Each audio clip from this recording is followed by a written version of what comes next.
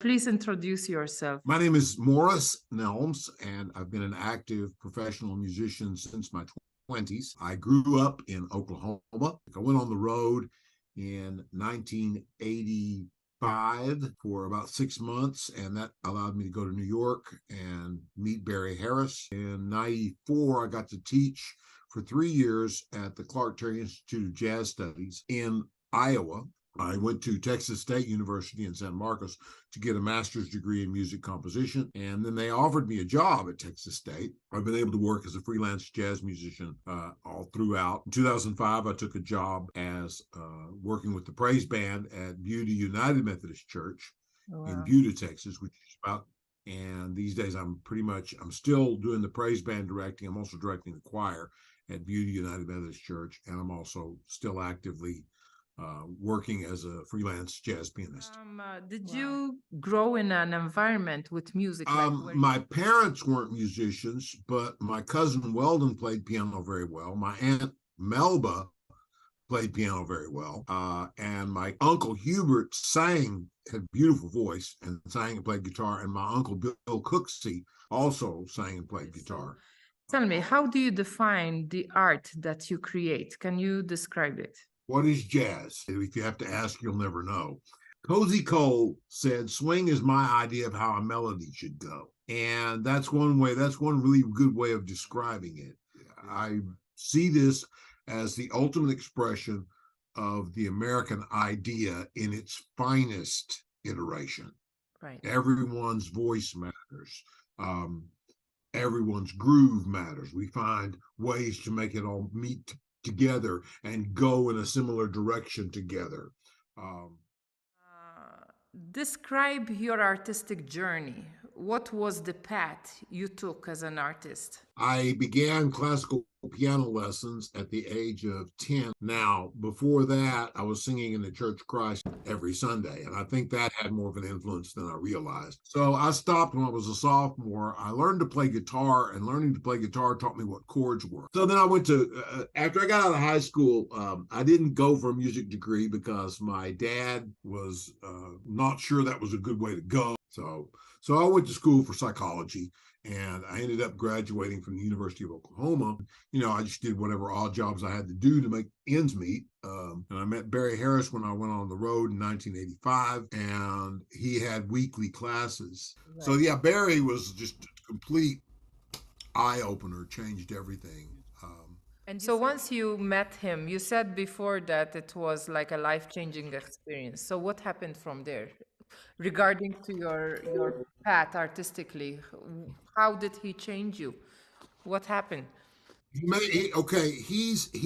was very good at breaking things down and making what appeared to be complicated very simple. You did psychology, and then you were doing odd jobs to do your music. So when did you decide, like, okay, this is my life is music? I was listening to Dexter Gordon play.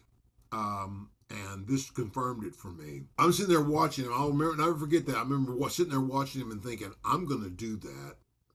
I don't care what it takes. I'm going to do that. Were there early successes and failures that were important in shaping you? The failures, unfortunately, probably had as much impact on me as the successes did. Successes and failures. I considered those successes when I was able to cross genre lines and find ways into some music. What educational experiences best prepared you for the work you do? Meeting Barry Harris was one. I graduated from the University of Oklahoma in 1978 and joined this jazz. Went immediately in 79. Winter of 79, like in January, we went to this Jamie Aebersold jazz camp, and one of the biggest contributors to jazz education for many, many, many years through a series of records. After that, by 85, I was offered a road gig with the Glenn Miller Orchestra. I took that gig. That's how I met Barry Harris. That was the next one. The next thing was going to school at Texas State and then becoming faculty at Texas State. And the Barry Harris was life-changing in terms of intellectual content. Okay. And then after that, Dr. Onye. So always sought out teachers who knew more than I did, and I've been blessed in that every time I was ready for that kind of a teacher, someone showed up. Yes. What has been your greatest accomplishment as an artist? Okay, I've got an album recorded under my own name called I Don't Know Yet. I have been lucky enough to perform with many of the people I admired growing up. In many cases, some of these things who think about success more traditionally might look at him and say, well, that doesn't seem like success to me. It just sounds like you were having fun. Well, yeah, I was having fun, but it was also like um, it carries a certain prestige within the people, among the people who know what it is. Right. People who really think, You're really saying there that one of your greatest accomplishments is to be here on earth long enough that you found yourself, found your voice through your own music. And oh yeah, that's that is absolutely very true too. beautiful. Going forward, Mr. Morris, what are your goals as an artist? Um, to continue to improve, obviously. One of the things that Dr. Anya has, that Clark Terry had, and that Barry Harris had, is an almost complete connection between what the ear knows and hears and what the fingers can do and what the voice can do. And I don't have that yet. Okay. I'd like to make another recording. Um, I don't know what form it would take, whether it would be gospel, secular, a mix of the two. Um, you know, So, Mr. Boris, how does your art relate to other kinds of art? Can you speak about a connection between your art and other performing or fine arts? For instance, is yes, there I a can. relationship between writing and a film or music or otherwise? What this is important to Okay. consider? Is it important to consider? Um, for me, the strongest connection between music and other arts shows up in visual art and in poetry. Now, the poetry one is obvious, Right. song lyrics. The other thing is there's a style that comes out of Japan that's called sumie, right? And this is just a doodle I did. And basically, the idea behind sumie is that where it relates, I think, to jazz is that you load your brush, and once you start, you don't stop until you're done, and you Right. don't correct anything. So to me, that is very much like playing music. Now, um, uh, are there other artists working today or artists from the past who are or were particularly important to shaping your work? Louis Armstrong, Billie Holiday, Yeah, um, yeah. uh, and Harry Belafonte, I mentioned, Do you have anybody like in nowadays that you say, you know who's what, currently active. They're probably not as well known. There's a guy named Benny Green who's a piano player. There is another pianist who's about a little younger than I am named Michael Weiss, who's quite good. There are people active in New York right now that will probably never be famous, Famous, but right? they're killers. The Blind Boys of Alabama, I don't know if you're familiar with them or not, Yes. but they're still active. They're ancient. They've been going since the 1930s. Outside the genre of jazz, I think Alison Krauss and Union Station are fascinating. There's a guy named Bella Fleck who plays banjo, and he's a jazz banjo player, if you can believe it. He Wow. recorded an album with Chick Corea, and it's killer. I've heard some stuff from Kirk Franklin I like. I used to love to listen to James Cleveland.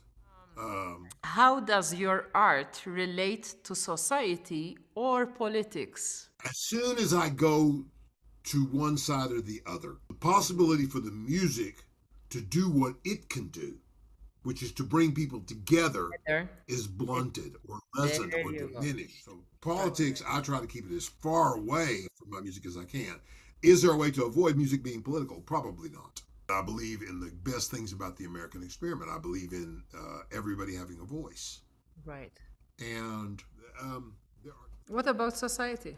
to me, the musics that I like, both traditional jazz music, every voice matters. And that's one of the things I really hang on to. Young people, and in fact, most people want answered is what's the truth and are you listening to me? A bit long. So, how does your art relate to, reflect, define your identity if it does?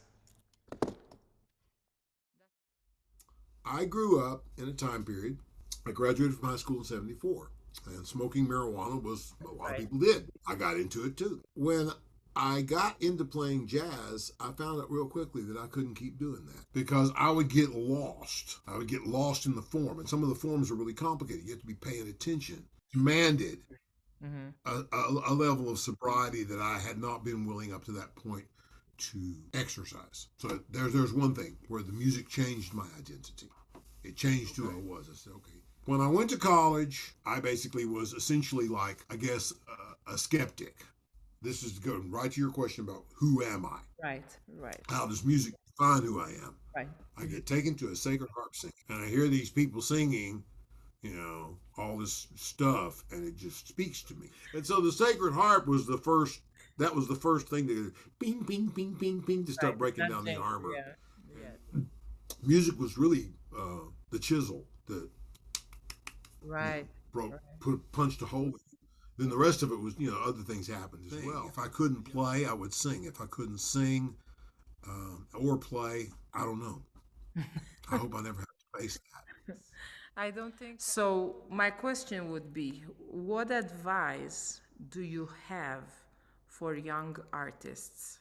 Know your instrument, whatever your instrument is. Don't get fooled by early success. Richard Pryor used to say, don't lighten up, tighten up. The fact that you're getting a lot of accolades or getting some positive feedback or whatever shouldn't blind you to the fact that I'll guarantee you all you have to do is look a minute and you can find somebody who plays or sings circles around you. There's more to learn, whether you're a singer or a pianist or a saxophone player or a drummer. Know your instrument. The other thing is to know your repertoire. And this gets into the whole question of like, what do you want to sound like? What kind of music do you want to make? One of the things that I hear young people say is they'll say, I don't want to copy anybody. To which my response is, well, and I guess you're going to stink for a long time. And then the other one is, and this gets to the whole spiritual part of it, and that's to know yourself. Most people don't want to deal with whatever their problems are. And we all know what our problems are, but we don't want to deal with them. Knowing yourself is the most difficult. But if you take care of those three things, everything else will take care of itself. I would tell somebody to definitely get some business courses under their belt. Find out how business works. Not just music business, but just find out how the business in whatever country you're living in works so that you get an idea of how contracts work. Basically, know your repertoire, know your instrument, know yourself, and then get some business acumen. I mean, and the knowing yourself is also going to tie into your spiritual convictions as well. Knowing yourself means you know what you need as a human being. Having a plan means that have a plan that's flexible, but have a plan. What do you want to do? Do you want to record? Do you want to tour? What do you want to do?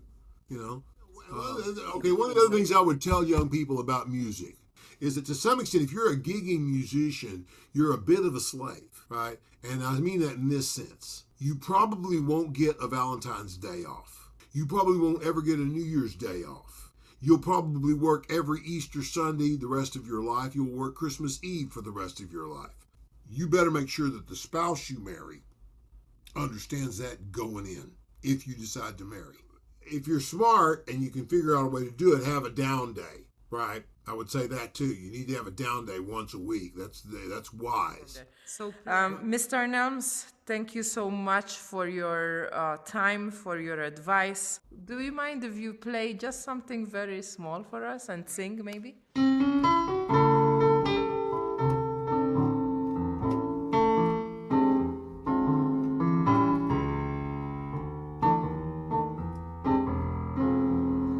When the moon's kind of dreamy, starry-eyed and dreamy, and nights are luscious and long. When you're all by your own-some and feeling so lonesome, and nothing but the blues are brewing, the blues are brewing.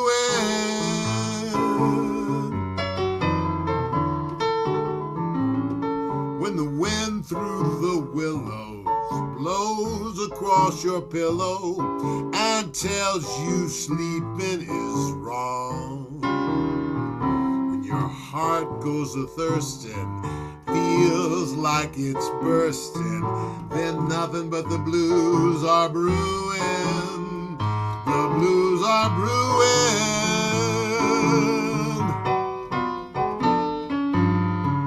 Suppose you want somebody, but you ain't got nobody. You've only got a gleam in your eyes. Till that someone's found you, put their loving arms around you. You'll be so lonesome you could die. But when the Lord up above you sends someone to love you, the blues are something you lose. You're so busy doing the things that you're doing that love ain't got no time for brewing the blues.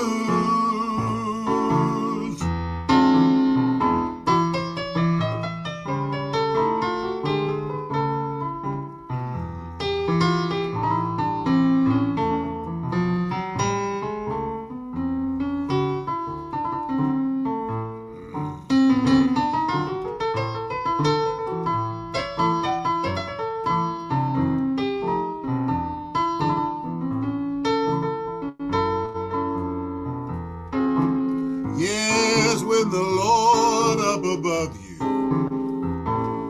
sends someone to love you, the blues are something you lose. You're so busy doing the things that you're doing that love ain't got no time for brewing the blues.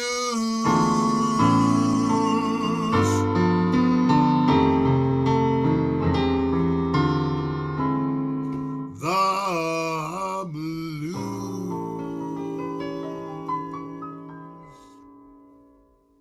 Nice, Mr. Nelms. Thank you so much.